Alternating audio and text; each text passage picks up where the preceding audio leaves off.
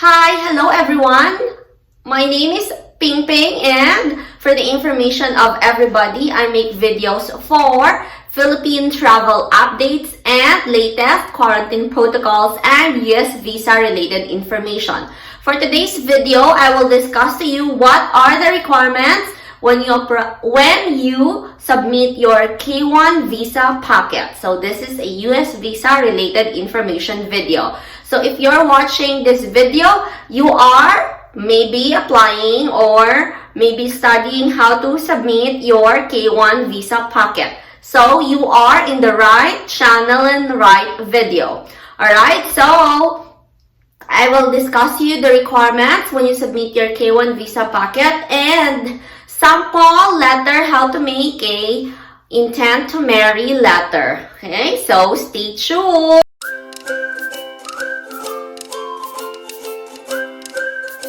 Alright guys, so before we proceed to the video, I would like to say hello to Gigi Arias and Bella Gabiola. Hello guys, and thank you so much to my new subscriber, Team Elise. Thank you for subscribing. So guys, if you want to get shout out from me, just comment, pick me, and I will do random shout out to all my subscribers and to people who comment on my videos.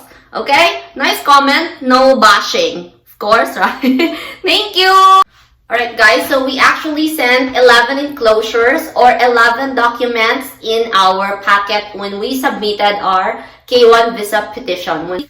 Alright, for our timeline first, let me just share to you our timeline. October 23 of 2019, my husband sent our packet or our petition, and then after 6 days, October 29, 2019, we receive our Notice of Action 1 or NOAA 1. And then, after 4 months of waiting, we receive our Notice of Action 2 or NOAA 2. That was February 21 of 2020. So, after 4 months. We don't have RFE or request for more evidence, and we did not hire an attorney. We just did it ourselves, or DIY, do-it-yourself petition. Right? So, and also we are both single, no children, never been married, and I never work outside of my country or outside of the Philippines.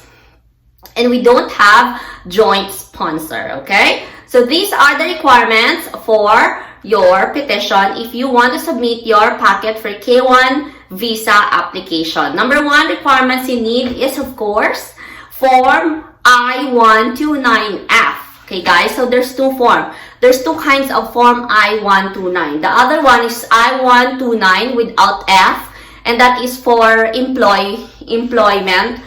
But for K-1, because we are fiancé visa, always check Form I-129F with F, huh? Okay?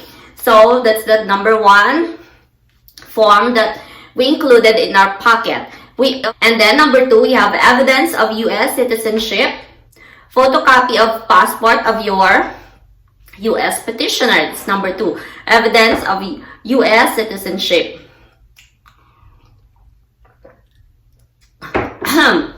Excuse me. Guys, if your petitioner is not a US citizen, he or she cannot petition you. So he needs or she needs to prove that he is a or she is a US citizen. So you need to submit a photocopy or of a bio page of his or her passport. That's number 2. Number 3 is evidence of intent to marry. So your beneficiary need also to submit a letter or of intent to marry, and the petitioner also need to submit a letter of intent to marry. You have to include in your letter that you promise to marry each other within 90 days because that's the rule for K-1 visa, right? When you arrive in America, you need to marry each other within 90 days upon arrival. So you need to include that in your packet, the intent to marry. And for beneficiary, you don't need to mail to make sure that it's your signature is original. You can just make a letter and then print it, and then you sign, and then you scan and you email it to your fiancé. And your fiancé can just print your letter and attach it together with some of the documents. Okay, you don't need to mail a hard copy. Send it via FedEx or LBC if you're from the Philippines. No need to do that. That's too expensive, too much. You can just send it through email, okay? Scanned copy or printed copy. But make sure you have your signature. Alright, next we have the number 4 is evidence of in-person meeting. Number 1, the first evidence that my fiancé or my husband attached was the copy of the passport stamps of him or your petitioner. So you photocopy the passport where you have the stamp of the immigration where you visited your fiancé, if she's or he's from the Philippines or Europe part or Germany or whatever. So you photocopy the stamp part of your passport. That's the first evidence. And then next, evidence of person in meeting, we have the copies of the plane tickets of my petitioner. You also attach that, the copy of the plane tickets. And then another evidence of in-person meeting again is photos, print photos. For our case, we only submitted 4 photos. 3 photos of us together, of course. Nice photos, guys. Wholesome photos only. And excuse me. And 1 photo together with my family and my husband. So you can also do that. 4 photos only. Glossy paper. My husband used glossy photo paper for that. But you don't need to use glossy photo paper. 4 photos is okay. 3 photos is okay though, as long as you have the proof that you meet each other in person, because that's another rule in K-1 visa application, right? You should meet each other in person within 2 years, right? Upon filing. Next is we have, of course, we done that, the photos. Next is we have the required passport site, required passport photo. So you have to submit 1 photo of your fiancé and 1 photo of the petitioner, or 1 photo of the beneficiary, 1 photo of the fiancé with the name at the back, and the size must be passport size, US visa standard size, okay? 2 photos, 1 from beneficiary and 1 from the petitioner, right? Next is number 8. You need to submit a cash or required filing fee, and the amount for that is $535, guys. So $535, you can pay via credit card if you want. You can also pay via money order, or what else? Personal check. You can also, or cashier's check. You can pay using that. For our case, my husband pay via, I think it's personal check. Yeah, personal check for my husband. So if you want to pay in personal check, you put on the check the payable to U.S. Department of Homeland Security. Okay? U.S. Department of Homeland Security. You put that on your check. Do not abbreviate, guys. Number 9 requirement is, of course, the supporting material again. Our conversational history. We put as a proof of evidence our conversational history. For guys, it's not actually required to send all the months, all the years that you've been talking together. If you've been talking for 5 years, you print all of that and then submit it at the USCIS. Not really, no guys, don't do that. It's too much. You can just do the latest 5 months or 3 months of your conversation history. If it's via Messenger, Skype, or other platform, okay? Don't submit the whole entire history of your relationship. Alright, that's it. And then number 10, supporting material again, copy of beneficiary's passport.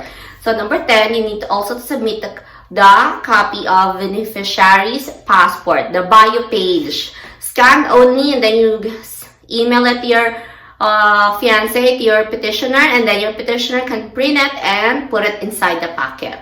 Alright, and then number 11, if you want to receive notification or text from the USCIS that your packet was already received by the USCIS, you need to submit the Form G1145. Form G1145, you attach it and you put it in front of your packet, in front of your petition. Okay, do not put it on the last page. It should be in front of your petition. Right, guys, so I'll give you some tips. What are the things that you should not include in your packet, or you should not submit these things? All right, number 1, do not submit CDs or any electronic device. Do not include it in your packet when you submit your K-1 petition, such as USB or any electronic device. Okay, next, number 2, do not submit too much pictures or evidence of relationship, or too much prints of your chat and call logs and emails. As what I have mentioned a while ago, you can just do the latest 3 months of your chatting or your calling, whatever is that, okay? And then next is, do not include photographs which are too scandalous, or you know what I mean? The USCIS wants wholesome, guys, wholesome relationships. So just a photo of you and your petitioner, and a photo of you and your petitioner and your family. That's okay, guys. Right? Do not submit too much pictures and scandalous pictures. They don't like that. And then, so that's it. So that's only my tips for you guys. And you have to double check your Form I-129F. Because if you forgot signature on that, they will return it to you, or you will submit RFE, request for more evidence. It will take long, additional months of waiting. Alright, so and also as promised, I will give you example of intent to marry letter. I will put the pictures to that. There you can see the pictures, guys. You can just screenshot it. 1, 2, 3, 4, 5, 5, 4, 3, 2, 1. And I covered the information of me and my husband. So you just replace it with your information. But that intent to marry is what we used when we submitted our packet. Alright? So that's it. Okay, guys. So that's it. That's all the requirements that you need to submit for your K-1 visa petition. I hope you learned something from this video, and comment down below if you have questions or clarifications or any suggestions about this video. Thank you so much for watching, and see you on my next vlog. Bye! Bye-bye!